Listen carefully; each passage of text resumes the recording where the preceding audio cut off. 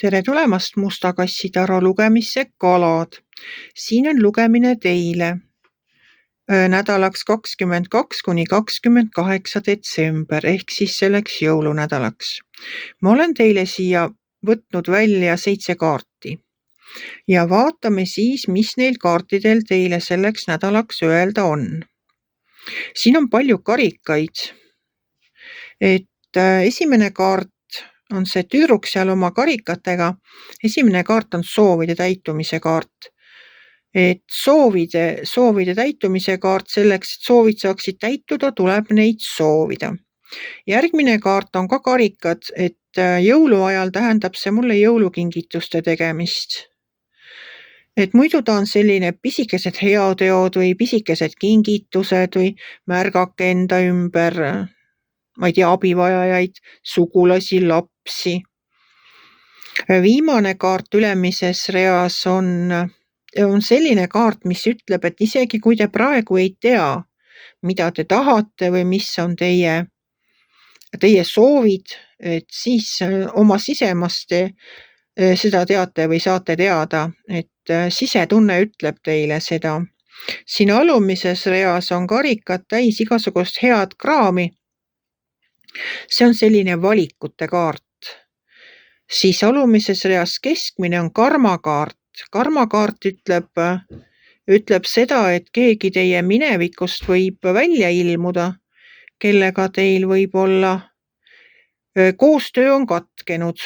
Et nüüd ta võib-olla tuleb tagasi, tahab uuesti jätkata sealt, kus pooleli jäi. Et seda võiks kaaluda ja vaadata, et siin on edasi tuleb nagu müntide 3 ja müntide 3 ütleb ka seda, et vaatame, teeme koostööd ja ma ei tea, teil on valik, et nii palju kui ma aru saan, on teil nagu valida, kas seda koostööd jätkata või mitte jätkata, aga keegi teie minevikust, kas siis tuleb mõni inimene, keda te olete kadunuks pidanud, tuleb mingisugune äriline ettepanek, mida te arvate või on kusagil kas jäänud seisma, hoopis luhtunud, ühesõnaga midagi soojendatakse või soovitakse uuesti ülesse soojendada ja siin on teie valikud, kas võtta või jätta. Võib-olla seda selgust toob äkki järgmine nädal või järgmise nädala lugemine, et kas ja kui kasulik see on teile selle koostöö jätkamine. Aga praegu ma näen sellist rahulikku nädalat enesesse vaatamist, siin perekonnaga, suguvõsaga, lähedastega koos olemist, siin arutamist, tulevikuplaanide tegemist, kindlasti tuleks oma soovid kirja panna nädala alguse poole. Ja kui ta siis tuleb sealt minevikust, mis iganes sealt ülesse kerkib, kas mõni inimene, no tõenäoliselt on see mõni inimene, kes teie minevikust ootamatult välja ilmub. Et eks siis vaatame edasi, mis temaga ja tema plaanidega saab.